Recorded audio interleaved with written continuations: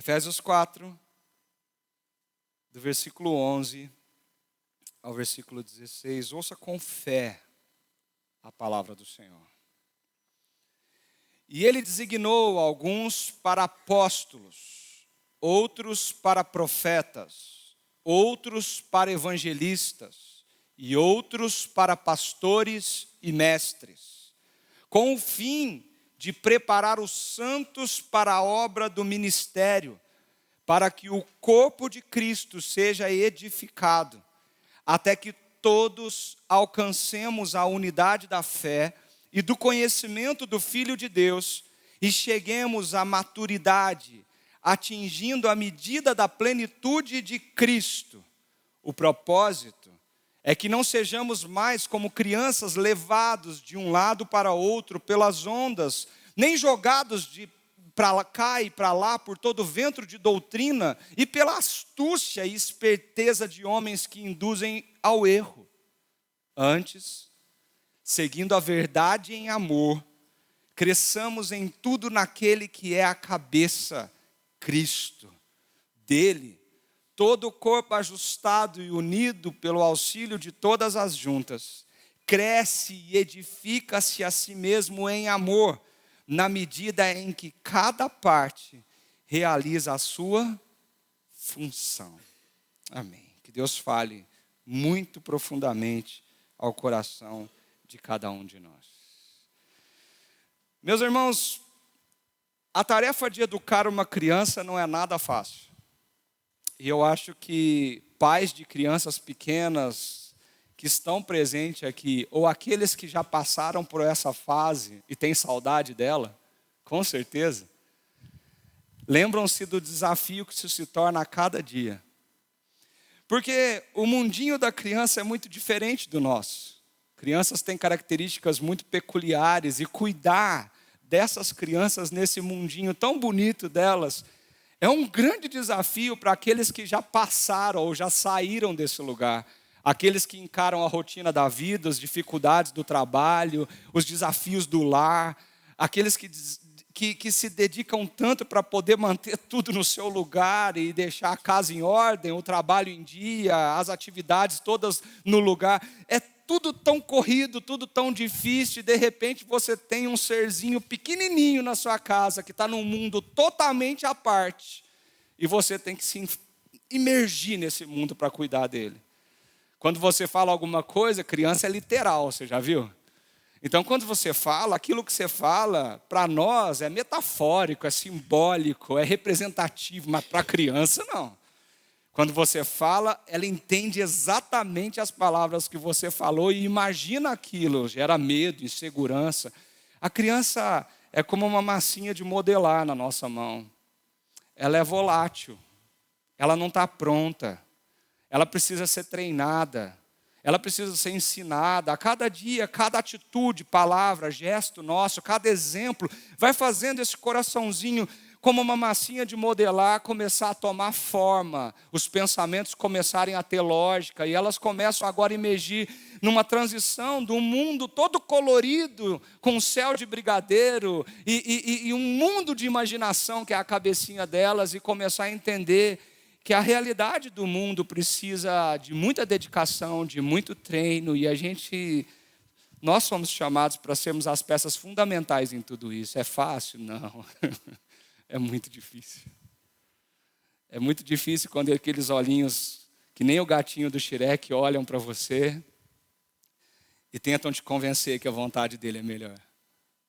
É muito difícil quando eles estão errados e eles vêm abraçar e falar assim: papai, te amo. E você por dentro, você está nervoso até a tampa, porque ele fez uma baita de uma bagunça. Mas aquele eu te amo te derrete e te leva para um outro lugar. É difícil manter o pulso, ter firmeza diante de tanta ingenuidade, de tanta falta de malícia, de tanta humildade, a facilidade que você tem de pegar uma criança e levar ela para outro lugar, aquele serzinho em formação, em treinamento, que quando nós o treinamos para a realidade da vida, nós que somos treinados para aprender o que significa humildade, ingenuidade, o que significa amor de verdade e o que nos leva a uma grande lição de vida. É difícil adquirir a maturidade e sair desse mundinho. É difícil crescer e deixar esse mundo para trás. É difícil estar num outro lugar e quando você vê o quanto aquele mundo de fantasia, de imaginação, aquele mundo lúdico, de construir um carrinho e acreditar que aquele carrinho é de verdade, de desenhar alguma coisa e expressar o fundo da alma naquele papel todo rabiscado e ainda chega para a gente, papai, olha o retrato que eu fiz de vocês. É obrigado a olhar para aquele rabisco e falar assim, está lindo, meu amor. Você não está entendendo nada, mas está lindo do mesmo jeito. Olhar para a criança é uma figura que Jesus fez. Olhou para a criança e disse para a gente, vocês precisam aprender um pouquinho com esses pequeninos. Eles precisam se espelhar no que eles são. Olhar para a criança é olhar para o Antigo Testamento e ver a tarefa árdua e tão bonita que nós temos no processo de educá-los, treiná-los e criá-los como servos, discípulos de Jesus Cristo. Deuteronômio 6 nos fala, isso não é um tempo único na tua agenda, isso é quando você levanta, quando você senta, quando você deita, quando você está no carro andando, quando você está fazendo as coisas ou deixando de fazer, é todo o tempo ensinando a criança, como Provérbios 22 diz, no caminho que ela deve andar, para que quando ela for velha, ela não se desvie, não se extravie, não saia dele. Olhar para a criança talvez é essa imagem que Paulo está na cabeça quando ele começa a escrever esse texto. Olhar para uma criança ingênua que pode ser pegada pela mão e levada para qualquer lugar. Olhar para uma criança volátil que é convencida facilmente a fazer alguma coisa que nem sempre é o certo. Olhar para uma criança que facilmente vai dar os braços para alguém que ela não conhece e ir para um lugar que ela nem sabe onde é. A ingenuidade da criança, a imaturidade da criança, agora é a imagem que Paulo tem na cabeça quando ele começa a escrever essas palavras que nós lemos aqui. E eu queria conversar com você sobre isso para a gente entender quanta profundidade existe nesses escritos de Paulo quando ele fecha esse trecho que vai do versículo 1 ao versículo 16. A gente está olhando para o que Paulo está escrevendo na carta de Efésios e ainda tentando absorver essa construção maravilhosa do que significa a igreja na nossa vida. A carta de Efésios é a obra-prima de Paulo sobre a eclesiologia cristã. É quando você olha para um lugar e você olha para aquilo para entender o que a igreja significa para nós cristãos, o que isso é na minha vida, o que eu sou como igreja. No capítulo 4, nós falamos isso na semana passada, que nós chegamos diante de a parte prática dessa carta. Paulo, ele já descreveu o plano de Deus maravilhoso na nossa vida, que foi traçado desde a eternidade. Mas agora, o que Deus espera de cada um de nós, uma vez que nós entendemos esse glorioso plano da salvação, da qual fazemos parte e na qual somos inseridos como filhos. Essa perícope que vai no capítulo 4, do versículo 1 ao 16, tem uma profundidade muito grande. Nós falamos no domingo passado que ela é um golpe fatal, um golpe certeiro na cultura de consumo que nós estamos imergidos. Nós somos consumistas, nós queremos consumir, nós somos moldados por essa cultura, nós somos moldados a querer que tudo à nossa volta seja do nosso jeito, porque nós estamos treinados a consumir aquilo que nossos desejos fazem do nosso coração trilhar. Mas quando nós estamos imergindo nessa cultura, também falamos na semana passada que nós precisamos tomar uma decisão. Somos consumidores ou somos comunidade? Nós estamos aqui num lugar para consumir ou um lugar para se envolver e servir? Porque a nossa postura diante da realidade do que a igreja vai fazer total diferença para aquilo que você entende sobre isso. Você é um consumidor aqui, você vem, senta na cadeira, absorve, consome. E se for um consumidor, você vai ter muitos motivos para fazer com que isso esteja do seu jeito. Afinal, o cliente sempre tem a razão, diz aí um ditado popular, e a gente pode reclamar do que a gente não gosta, porque eu quero estar num lugar que eu goste. Ou você veio aqui para se envolver e ser igreja? e veio aqui para você servir e fazer com que tudo isso que nós vivemos aqui faça parte da sua vida por completo, do plano maravilhoso que Deus tem para nós. Paulo trabalha isso dizendo para nós o que são os dons espirituais. E ele no versículo 7 desse mesmo capítulo fala: a cada um de nós foi concedida a graça, a cada um de nós, conforme a medida repartida por Cristo. Não há nenhum daqueles que são filhos de Deus, salvos pela sua graça, que não recebeu de Deus uma capacitação do Espírito Santo para fazer alguma coisa. Você sim foi capacitado por Ele. E nós vimos que Deus age por meio de todos nós. A ação de Deus no mundo, Paulo está dizendo isso, ele já disse isso no capítulo 1, ele já disse isso no capítulo 2, ele está mostrando que Deus age por intermédio da igreja. A plenitude de Cristo habita corporalmente neste lugar. E é por aqui que Deus derrama a sua graça, é por aqui que o amor de Jesus Cristo é conhecido, é aqui que o Espírito Santo usa vidas de homens simples, limitados e pecadores, mas capacitados pela sua graça, para que o Evangelho seja pregado e o amor de Cristo seja espalhado pelo mundo. Deus age através de você, meu querido. Então, uma conclusão é certeira na nossa vida: ser igreja é se envolver. Ser igreja é participar, ser igreja é servir.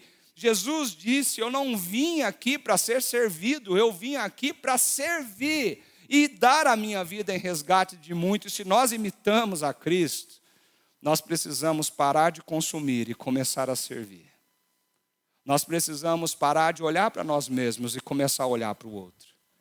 Nós precisamos nos mover desse lugar cômodo que nós nos colocamos às vezes, de consumidores ávidos pela fé e pela palavra de Deus, e começar a entender que além de transformados pela palavra de Deus, nós somos capacitados como instrumentos de Deus na obra que Ele está fazendo aqui na terra. Sim, eu estou falando de você. E se você tem Jesus Cristo no seu coração, se Ele é Senhor e Salvador da sua vida, você é instrumento de Deus para realizar a obra dele aqui na terra.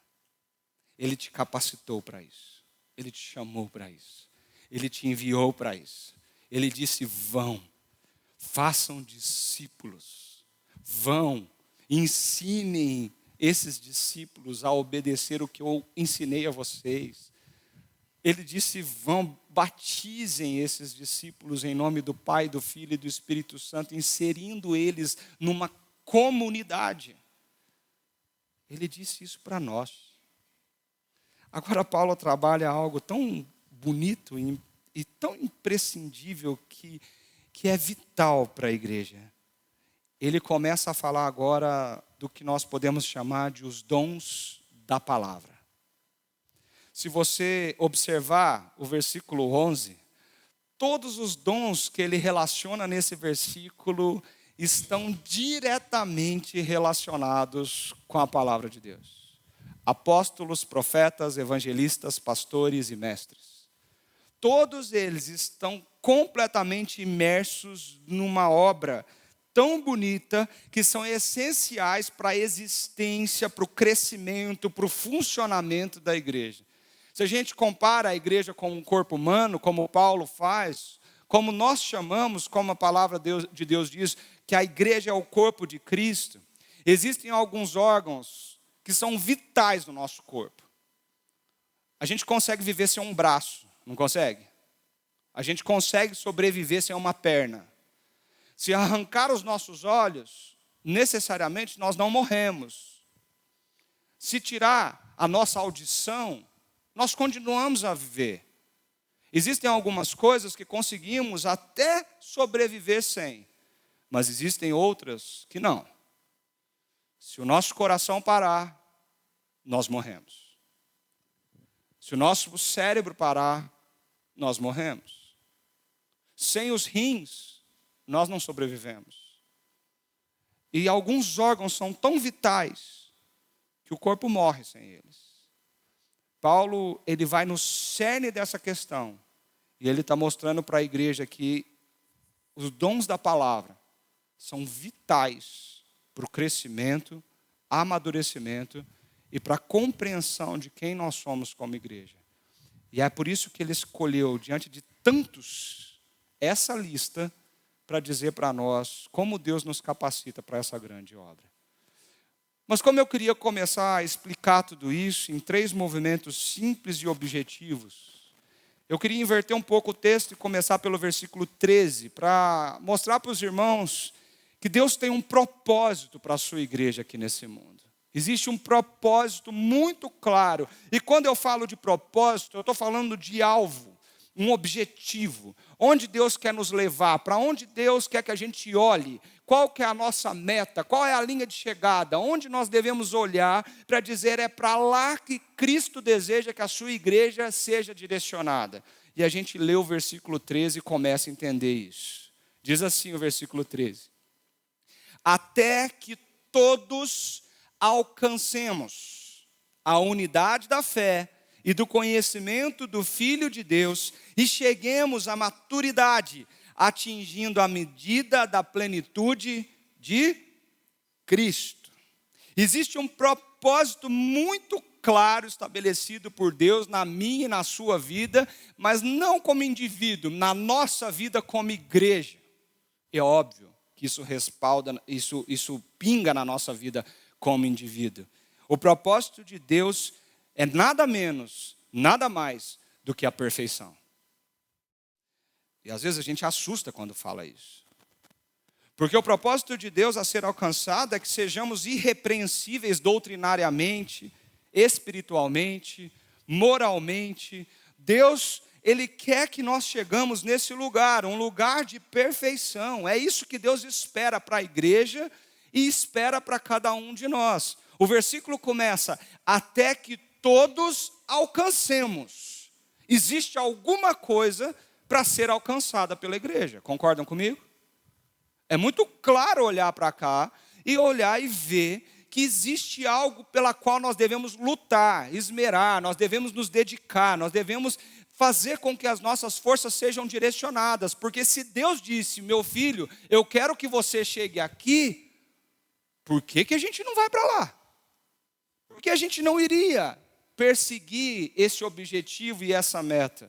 Então existe um lugar para o qual Deus está nos direcionando, um lugar para o qual Ele está nos levando, um lugar que Ele está olhando e dizendo, olhe para este lugar, porque é aqui que eu quero que vocês cheguem, é aqui que vocês precisam persistir bravamente para alcançar. E Ele fala um pouco sobre isso. Ele diz, eu quero que vocês entendam que vocês precisam ser igual Jesus. Aqui talvez entra o nosso grande dilema, porque nós somos muito acostumados a olhar para Jesus e olhar para a nossa vida e até projetar algumas falas perigosas de má compreensão, porque a gente olha para Cristo e fala assim, mas Ele é Jesus, né? Eu não sou Jesus. Então eu estou cheio de defeito, estou cheio de pecado, estou cheio de falha. Ele é Jesus. Eu não vou conseguir, eu não consigo ser igual a Ele. E a gente começa a diminuir tanto esse lugar, a diminuir tanto aquilo que Deus coloca como objetivo e meta para a nossa vida, como se nós não fôssemos capacitados para tal função. Como se esse processo não fizesse parte daquilo que Deus está trabalhando para fazer você viver, você ser. Então o objetivo é muito claro. Seja igual Jesus.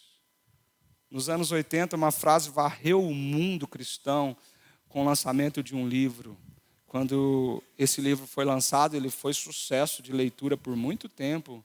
E uma pergunta clara desse livro emergia: em meus passos, o que faria Jesus? Esse livro nos estimulava a olhar para a nossa vida na perspectiva não do nosso coração, mas na perspectiva de quem Jesus é e o que Ele faria se estivesse vivendo a situação que eu estou vivendo, as decisões que eu estou tomando, as palavras que eu estou falando, as atitudes que eu estou tendo. Em meus passos, o que faria Jesus? Eu acho que o alvo nunca pode sair da nossa mente. Nós somos pecadores, sim, somos limitados demais, nós erramos o tempo todo, mas nós nunca podemos perder de vista que Deus deseja, como propósito central do seu povo, olhar para Cristo e dizer: é aqui que eu preciso chegar, é aqui que eu caminho para alcançar, é ser como Jesus, é o lugar que Deus está me levando dia após dia, treinando o meu coração, treinando a minha vida. É fácil ver isso no texto, quando Paulo diz: até que todos alcancemos isso. E ele começa dizendo que a primeira coisa que nós precisamos alcançar é a unidade da fé. A unidade da fé é todos pensando a mesma coisa. Todos crendo no mesmo evangelho. Todos debaixo do mesmo Senhor. Não foi isso que nós vimos no começo desse texto, do versículo 1 ao versículo 7, um só fé, um só Senhor, um só batismo, não foi isso? Essa fé que nos coloca todos iguais. O que nos faz irmãos, queridos, senão a nossa fé em Jesus Cristo, a fé no mesmo Cristo que morreu na cruz e ressuscitou. O que nos faz irmãos, senão acreditar nesse Cristo que é Senhor e Salvador da nossa vida. O que nós temos de mais comum como povo de Deus é olhar para o mesmo lugar e entender que a nossa fé é direcionada para o mesmo foco. Jesus Cristo, o nosso Senhor. A nossa fé, ela não é diversa, nós não temos muitas verdades. O pluralismo não faz parte da realidade do nosso coração. Sim, nós cremos numa verdade que é absoluta e única. Uma cosmovisão só que preenche todos os espaços da nossa vida. E o que nos torna igreja é crer todos nesse Jesus. Uma só fé, um só Senhor, um só batismo. Paulo diz: até que todos alcancemos a unidade da fé. Mas eu queria destacar que se a unidade da fé é algo que precisa ser alcançado, isso é um processo. Porque senão ele não tinha dito isso. Nós não simplesmente cremos nas mesmas coisas da noite para o dia. Nós temos níveis de conhecimento e maturidade diferentes. Tem pessoas que caminham com Jesus há 40 anos, ou desde que nasceu. Tem pessoas que acabaram de conhecer a grandeza do que realmente Jesus Cristo significa. Tem pessoas que já leram a Bíblia inúmeras vezes no decorrer da sua trajetória, mas alguns dos nossos aqui têm aberto a Bíblia pelas primeiras vezes na sua vida. Tem gente que, se eu falar que quem é Paulo, a pessoa sabe falar uma biografia de Paulo para mim. Outros ainda têm dificuldade de absorver o que é um apóstolo. Quem andou com Jesus, o que significa isso? Nós estamos em níveis diferentes, porque à medida que a igreja vai crescendo, pessoas vão chegando, e pessoas vão sendo recebidas nesse corpo, pessoas vão sendo adicionadas, e a fé precisa ser construída e trabalhada. Ou seja, a fé não é uma unidade, porque existem níveis diferentes, mas o importante é que esse processo está sendo construído aqui. Essa fé única num mesmo Cristo que morreu e ressuscitou, ela está sendo construída a cada dia. Isso nos ajuda a entender tantas coisas, gente. Às vezes a gente olha para irmãos que estão sentados na igreja, e às vezes a gente conversa um pouquinho com essas pessoas, e as pessoas se sentem num alto grau de frustração com o que a igreja é. Sabe por quê? Porque espera que nessas cadeiras estejam sentados somente pessoas perfeitas, e não, nós não somos perfeitos. Nós caminhamos para a perfeição, mas somos pessoas imperfeitas, seres humanos que erram. E como nós erramos, nós frustramos as pessoas, nós machucamos as pessoas, nós frustramos as expectativas que são lançadas sobre nós. E é lógico que quando estamos juntos em comunidade, nós somos totalmente passíveis de mágoa, de rancor, de sofrimento, de dor. Porque relacionamento de homens pecadores envolvem expectativas frustradas e corações machucados. Mas nada disso foge do processo de construção que Deus está fazendo nesse lugar. Porque à medida que a gente erra, a gente aprende. À medida que a gente pede perdão, a gente cresce e ganha o irmão. À medida que a gente serve, a gente ama. À medida que a gente se entrega, a gente cresce. Não em número, mas a gente cresce naquilo que Paulo está chamando de uma fé só que caminha para um objetivo único. Isso é lindo demais. É um processo. É um processo de construção.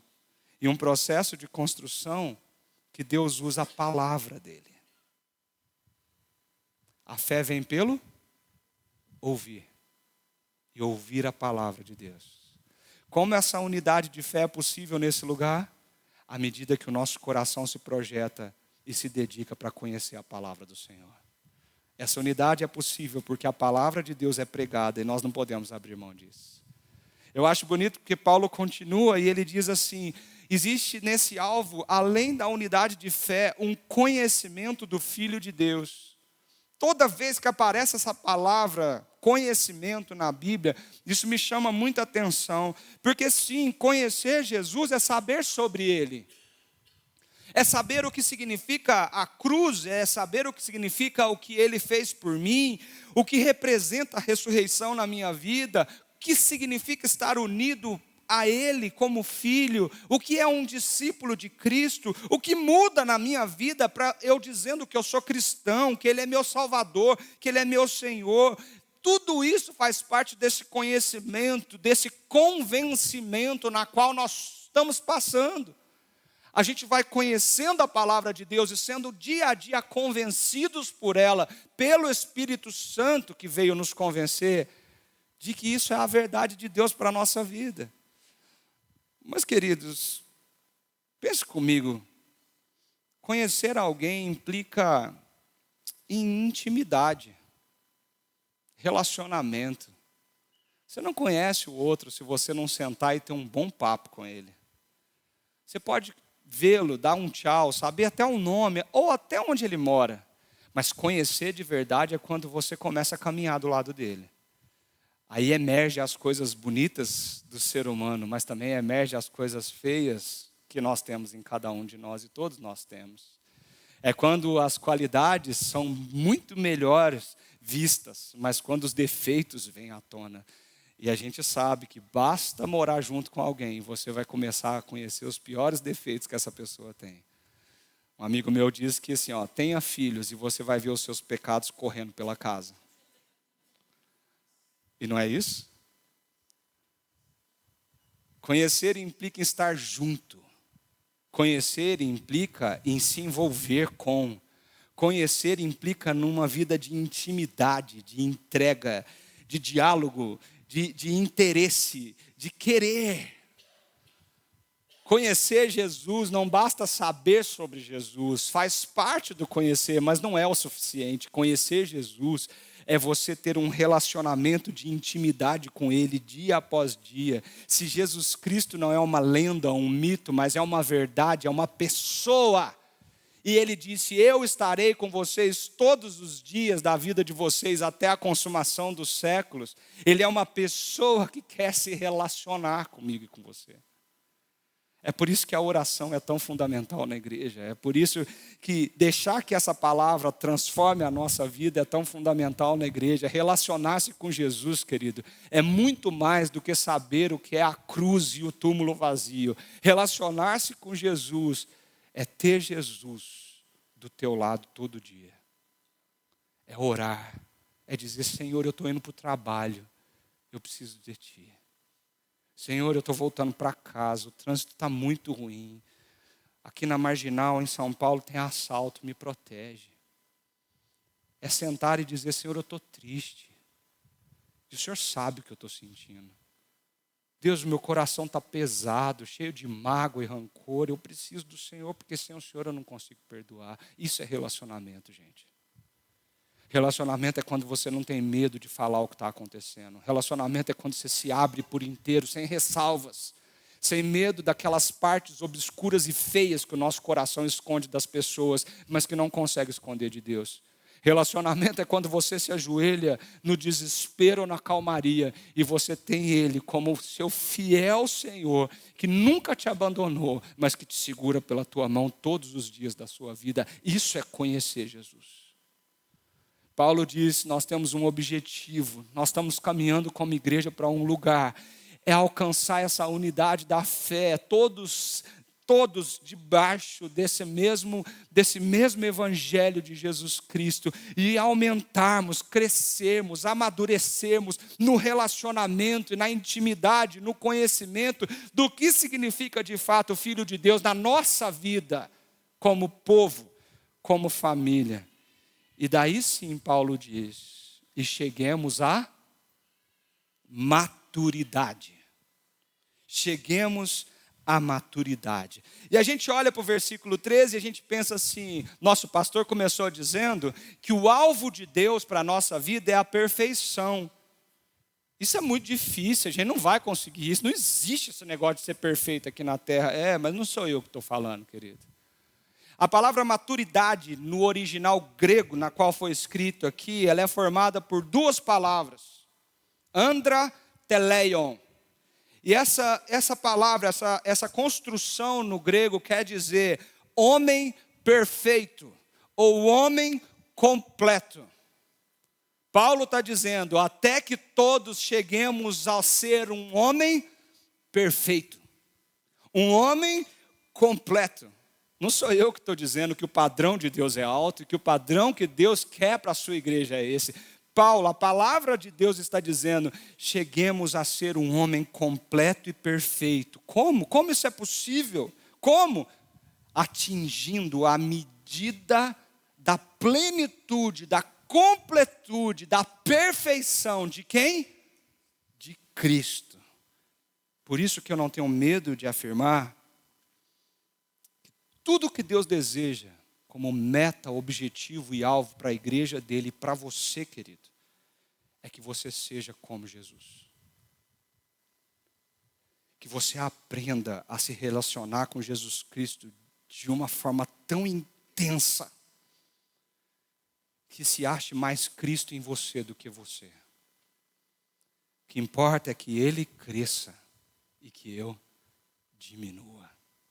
À medida que nós nos relacionamos com uma pessoa, numa mentoria de casais que a gente estava ontem, eu disse isso para os 2 casais que conversaram comigo.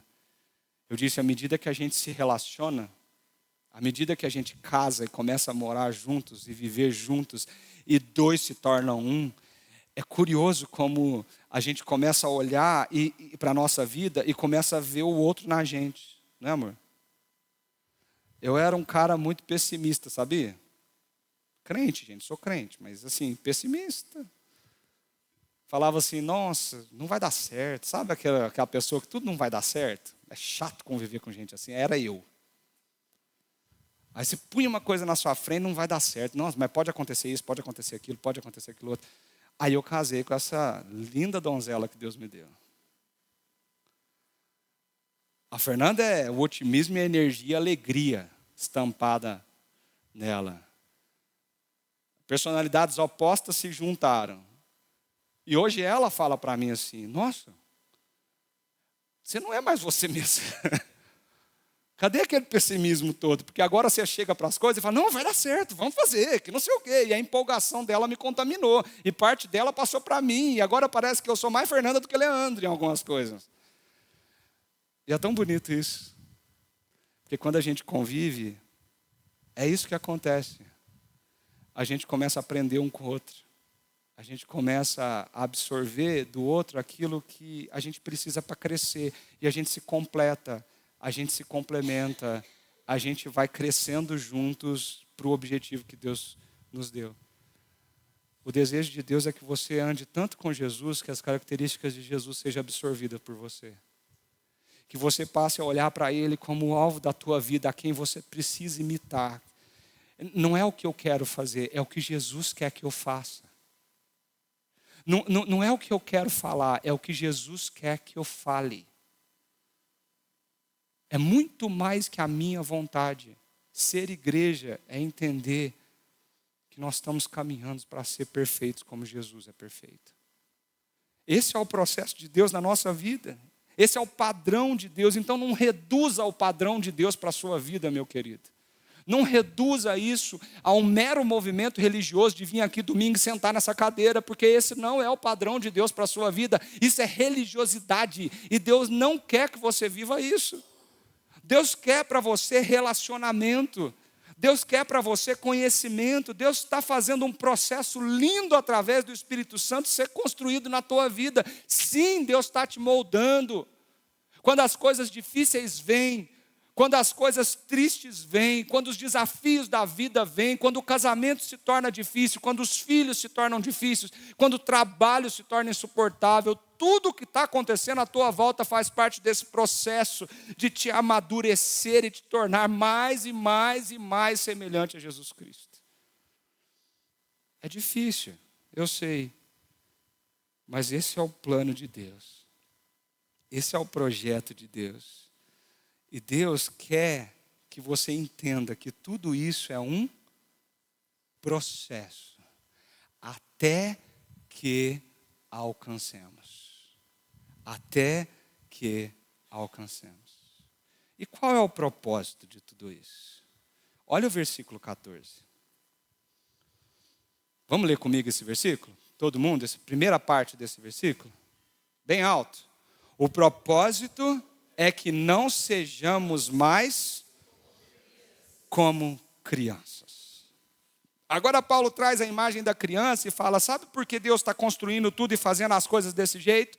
Ele tem um objetivo, um propósito. O propósito é que não sejamos mais como crianças. Claramente eu consigo enxergar nessa frase. O propósito de Deus é que nós cresçamos, que a gente amadureça, que a gente saia do mundo colorido da criança e comece a entender a realidade do que a vida realmente significa.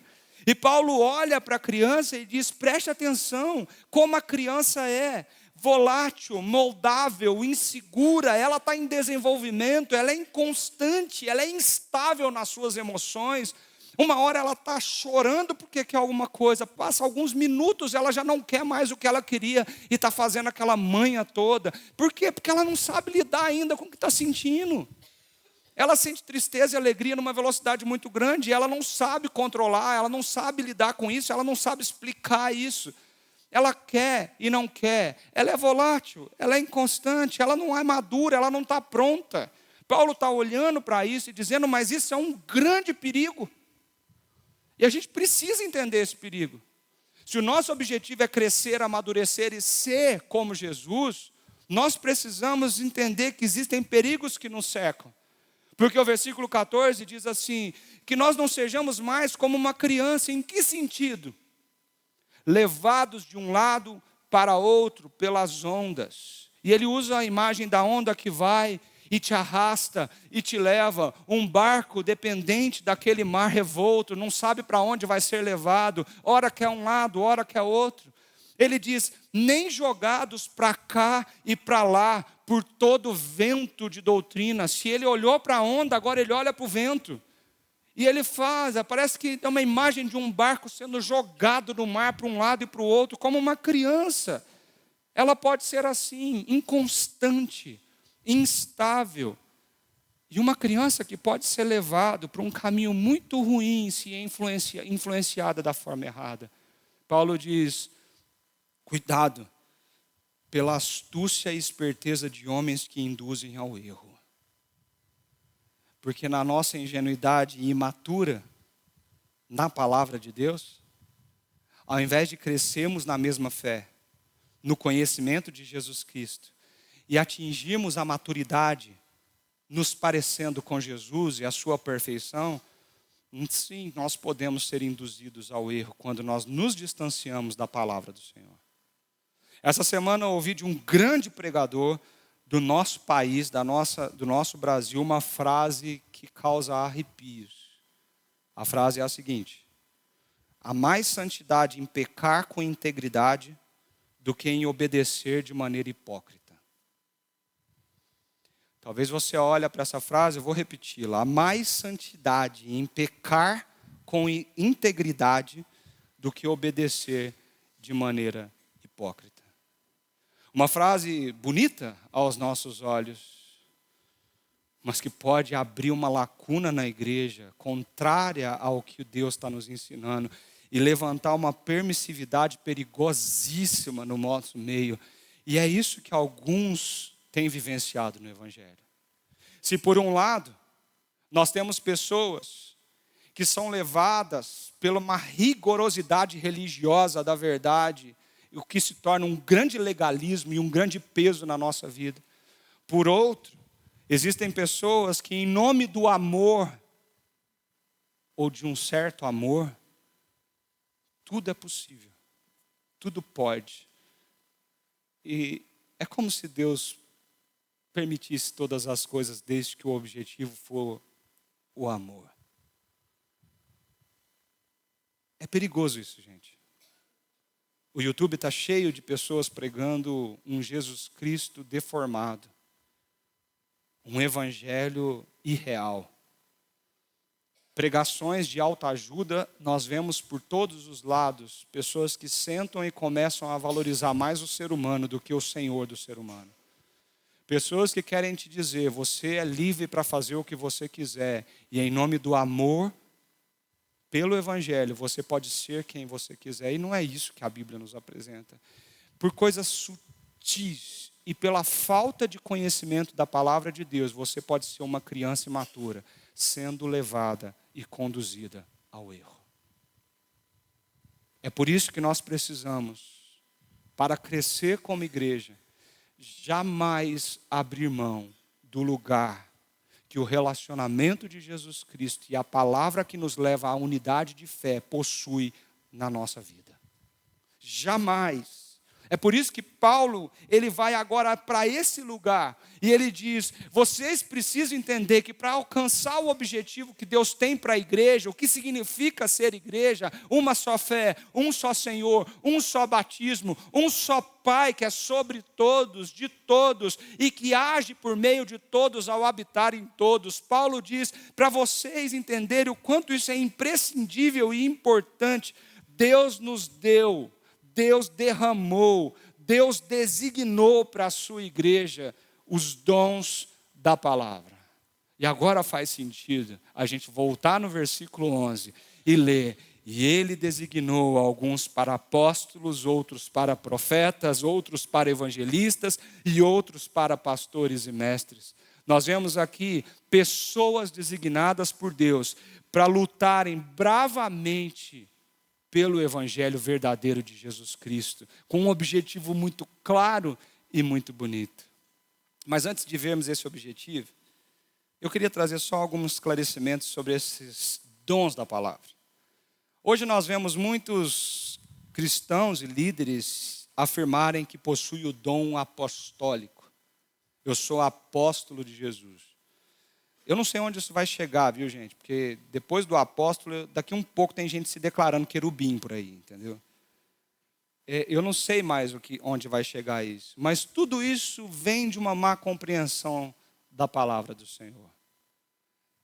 O dom apostólico foi muito, muito necessário quando Jesus Cristo sobe aos céus e diz que a igreja ia começar a andar pelas suas próprias pernas. Os apóstolos foram aqueles que andaram com Jesus e a Bíblia diz claramente que um apóstolo precisa ter 3 qualidades pelo menos.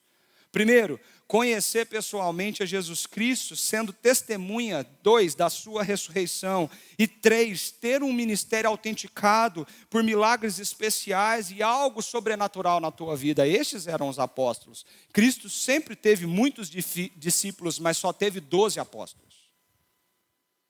E apóstolos para os quais foram entregues a doutrina, a palavra, onde nós lemos na palavra, nós somos fundamentados na doutrina dos apóstolos e dos profetas.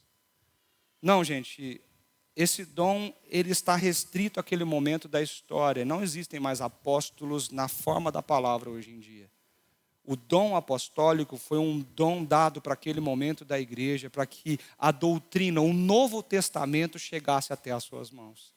Os apóstolos não morreram no sentido do que eles ensinam, porque os apóstolos ainda falam até hoje. Quando você abre o evangelho de Marcos, Lucas, João, Mateus, quando você abre as epístolas de Pedro, as epístolas de João, as epístolas de Paulo, a verdade, a doutrina dos apóstolos ecoam pela nossa vida, e foram através dessas doutrinas e dessa verdade que nós conhecemos o que aconteceu e quem é Jesus Cristo.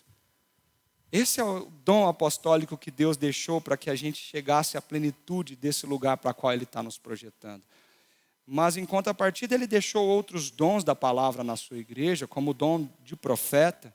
Não o dom de adivinhação e revelação do futuro, mas o sentido do profeta aqui é aquele que denuncia pecado, injustiça, heresia, falsos ensinamentos. É a boca de Deus para confrontar o povo. Sim, tem gente capacitada hoje pelo Espírito Santo para dizer, olhando nos olhos da igreja: vocês estão em pecado, arrependam-se, clame ao Senhor.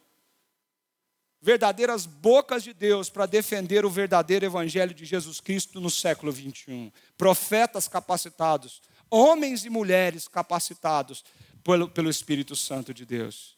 Evangelistas. Todos nós fomos chamados para pregar o evangelho, mas tem algumas pessoas que têm uma capacidade incrível de conversar com aquele que não conhece Jesus e trazer ele para o evangelho. Eu não sei se você já teve contato com uma dessas pessoas, mas quem é capacitado por esse dom da palavra, do Espírito Santo, ele senta em qualquer lugar, e aquilo que sai da boca dele, de alguma maneira, ele começa conversando do frio que está hoje, e termina conversando da cruz que matou Jesus. É uma facilidade tão grande de comunicar o evangelho para quem não tem o evangelho, que isso não é humano. Isso é sobrenatural. Isso é espiritual, isso é de Deus. Sim, temos mulheres e homens evangelistas no meio da igreja para transmitir o evangelho e levar pessoas a Cristo. Nós temos pastores, pessoas habilitadas por Deus para cuidar, para orientar, para tornar a palavra de Deus aplicável, explicável, para que a igreja entenda o que isso significa para mim agora. Porque sozinho em casa eu não consigo entender algumas coisas, porque tem alguns versículos que bagunçam a minha mente. Meu Deus, você já leu o Apocalipse sozinho, gente? Já começou a ler aqui os capítulos 12 e 13 que foi citado quinta-feira? E a besta emergiu do mar, e o dragão saiu de não sei das quantas, o 666 marcado não sei onde, e a gente começa a ler aquilo e a gente viaja na nossa imaginação infantil e imatura.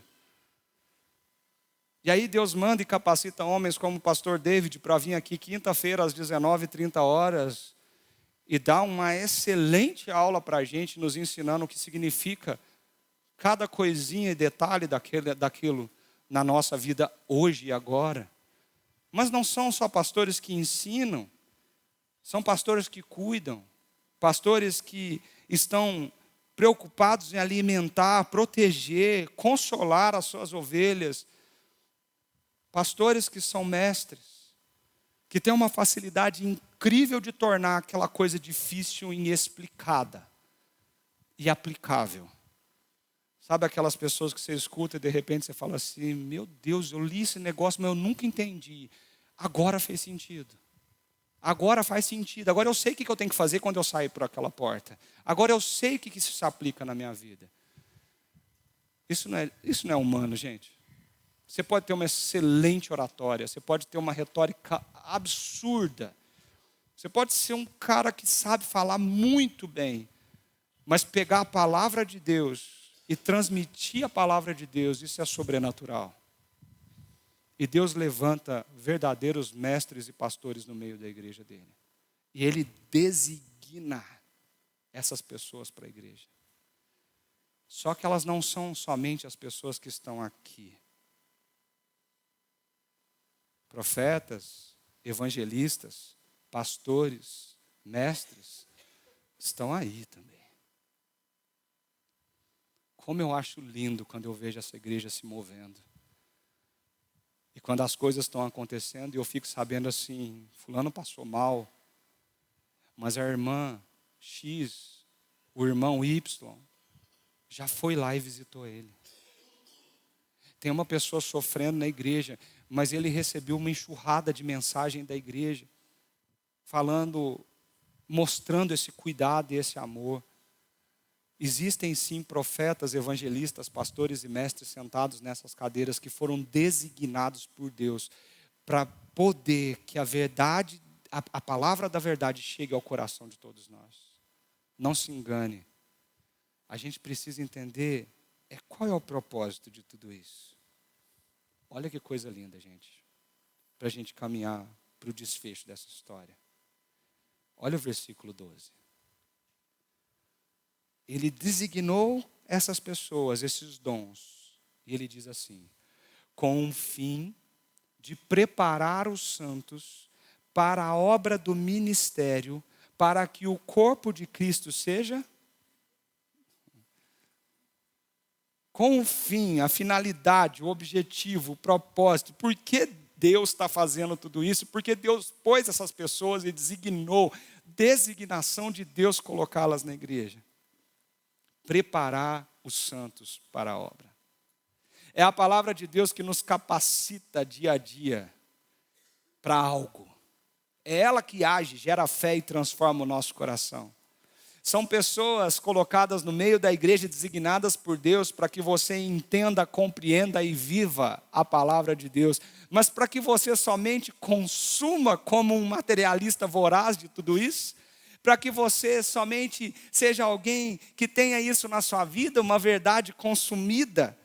Eu quero aprender, é isso? Não.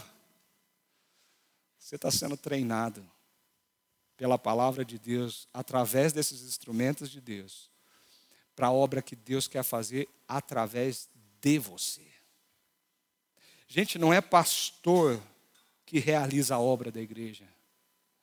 É a igreja que realiza a obra de Deus. A palavra de Deus é usada pelos pastores para capacitar vocês para realizar essa obra.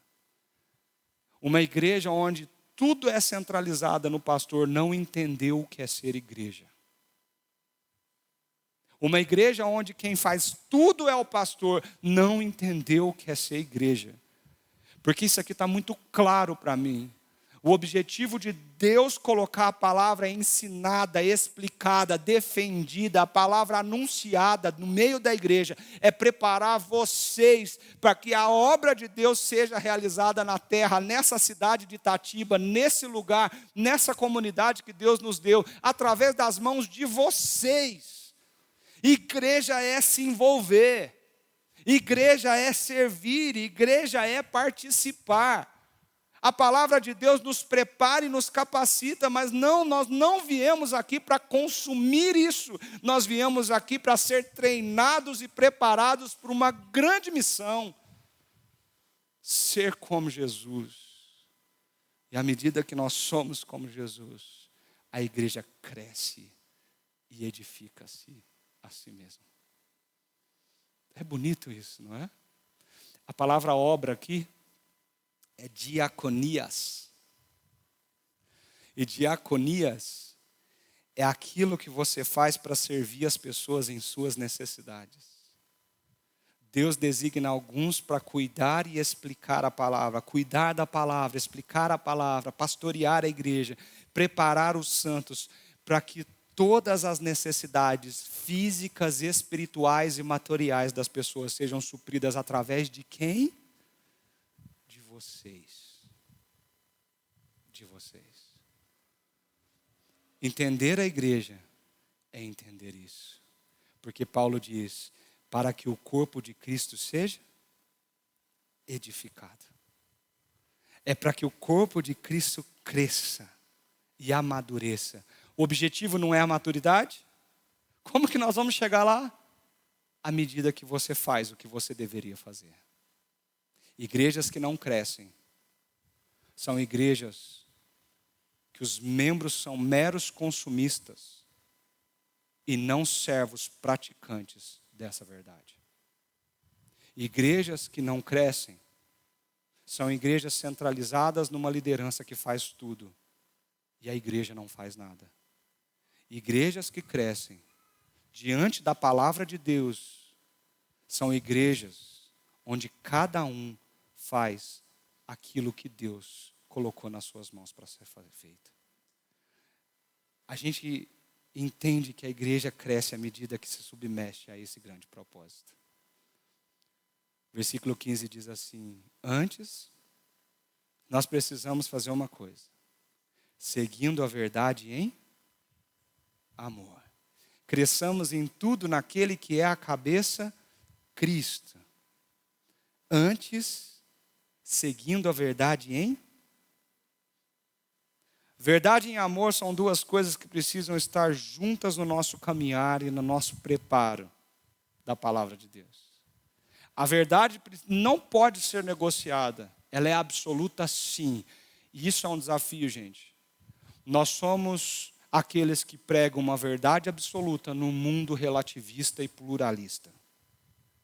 Nós somos totalmente contracultural, no sentido de dizer, sim, existe uma verdade, um caminho e uma vida.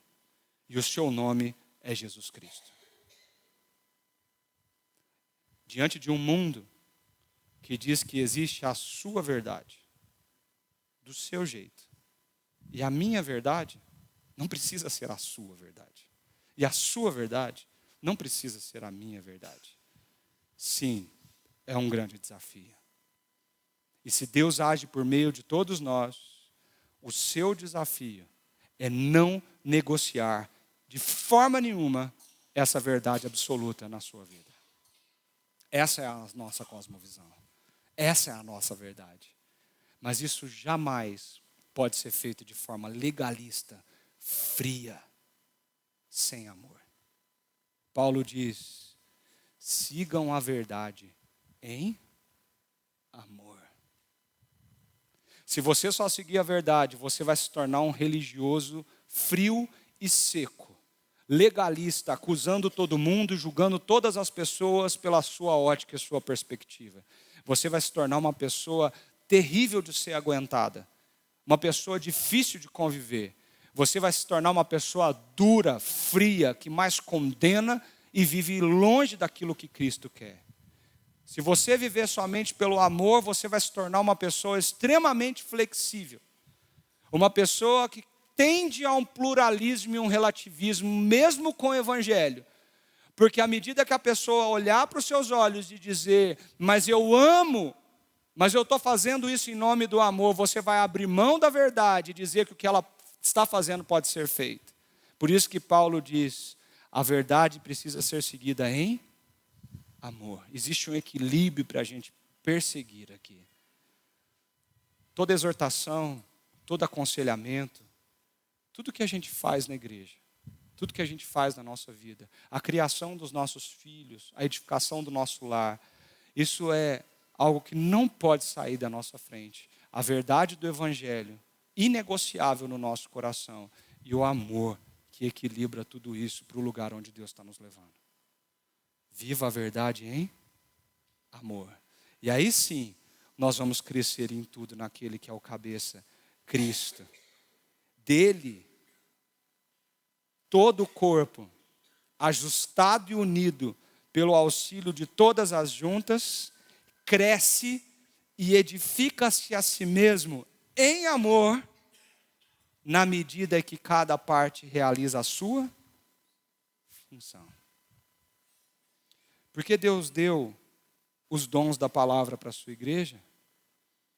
Porque existem muitos de nós que ainda somos meninos e estamos sendo levados pelo vento das doutrinas falsas, pelas ondas da volatilidade do nosso coração, dos nossos desejos, das nossas emoções. Existem muitos de nós que ainda estão no começo dessa caminhada e desse processo e que precisam muito da ajuda da igreja para que mantenham-se firmes diante da realidade da palavra do Senhor. Deus deu os dons da palavra para a igreja, para que a igreja entenda que o objetivo de Deus é chegarmos na perfeição de Jesus, num processo pelo Espírito Santo, chamado de santificação, que já está acontecendo na vida dos seus filhos, e na qual trabalha-se o coração todos os dias, para que a gente alcance a unidade da fé, o conhecimento profundo de Jesus e nós cheguemos à plenitude da medida de Cristo Jesus na nossa vida.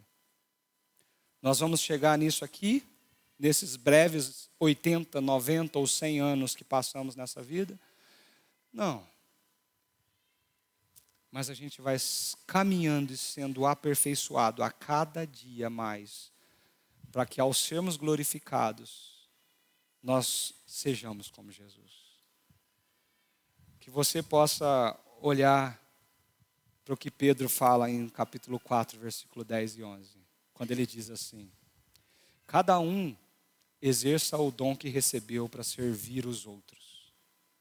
Cada um exerça o dom que recebeu para servir os outros, administrando fielmente a graça de Deus nas suas múltiplas formas, como ela foi repartida entre nós. Se alguém fala, faça-o como quem transmite a palavra de Deus. Se alguém serve, faça-o com toda a força que Deus provê, de forma que em todas as coisas Deus seja glorificado por meio de Jesus Cristo, a quem sejam a glória e o poder pelos séculos dos séculos. Eu termino com algumas perguntas para você. Você está disposto a ser equipado como santo para exercer o ministério que Deus te deu? Nós cremos no sacerdócio universal de todos os santos, onde Deus age por meio de todos. Você está disposto a isso? Você está disposto a servir ao próximo, amar o próximo, servir a igreja? Você está disposto a se envolver, querido? Você está disposto a fazer parte? Você está disposto a estar presente? A dizer, isso aqui não é só um lugar para qual eu vou. Essa igreja é uma família da qual eu pertenço. É uma comunidade da qual eu faço parte. Eu estou aqui para servir um ao outro. Eu estou aqui para me entregar, para me doar. Então, quais são os seus dons? Qual é a sua função nesse corpo? O que eu tenho clamado para que a gente gaste um tempo nisso é que você entenda que Deus não te trouxe aqui à toa. Deus te colocou aqui e você tem uma função no corpo de Cristo. Você precisa descobrir qual é. E precisa colocar isso em prática. Seja qual for ela, Deus te trouxe aqui essa manhã para perguntar para você: você está disposto a servir sendo igual a Jesus?